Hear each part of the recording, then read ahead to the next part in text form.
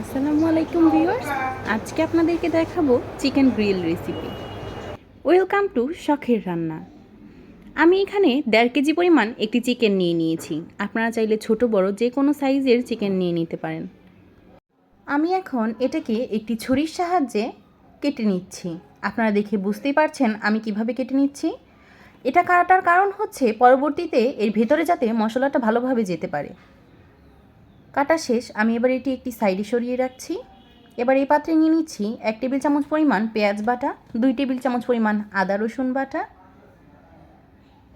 1 চা চামচ পরিমাণ হলুদের গুঁড়া, 1 টেবিল চামচ পরিমাণ লাল মরিচের গুঁড়া, 1 টেবিল চামচ পরিমাণ ধনিয়া গুঁড়া, জিরা গুঁড়া এবং ঘরে তৈরি গরম মশলার গুঁড়া।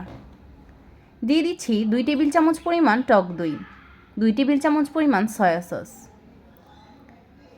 2 টেবিল চামচ পরিমাণ টমেটো সস এবং স্বাদমতো লবণ।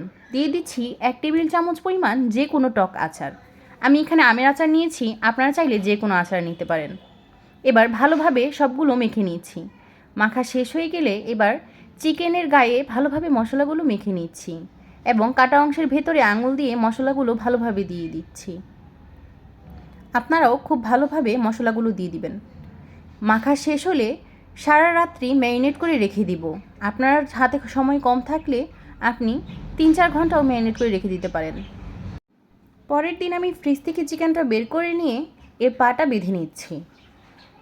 এতে করে পরবর্তীতে ভাজার সময় কোনো সমস্যা হবে না।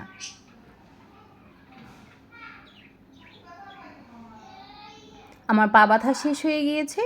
এবার আমি চিকেনের গায়ে যে এক্সট্রা মশলা লেগেছিল সেগুলো হাতের সাহায্যে উঠিয়ে নিচ্ছি।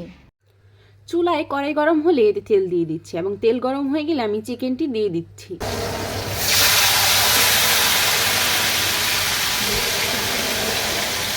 এক সাইড কিছুক্ষণ ভাজা হওয়ার পর আমি অপর সাইডে উল্টে নিচ্ছি। এটাও 4-5 মিনিট ভেজে এবার এক সাইড করে দিচ্ছি।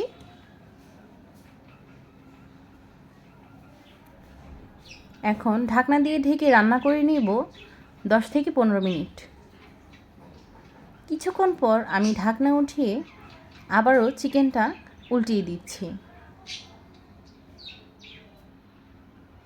এভাবে কিছুক্ষণ পর পর নেড়েচেড়ে ভালোভাবে ভেজে নিতে হবে। দেখুন আমার চিকেনটি প্রায় হয়ে এসেছে। এই তো চিকেনটি রেডি। পরবর্তীতে চুলার জাল বাড়িয়ে আমি আমার পছন্দ মতো একটু পোড়া পোড়া করে নিয়েছি। আপনারা আপনাদের পছন্দ মতো ভেজে নেবেন। দেখুন কতটা পারফেক্টভাবে তৈরি হয়ে গিয়েছে চিকেন গ্রিল।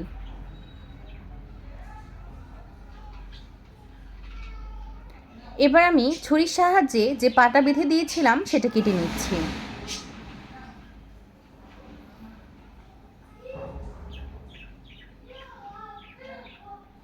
এরপর এটাকে আমি 4 পিস করে কেটে নেব। চিকেন গ্রিল সাধারণত 4 পিস করেই কাটা হয়।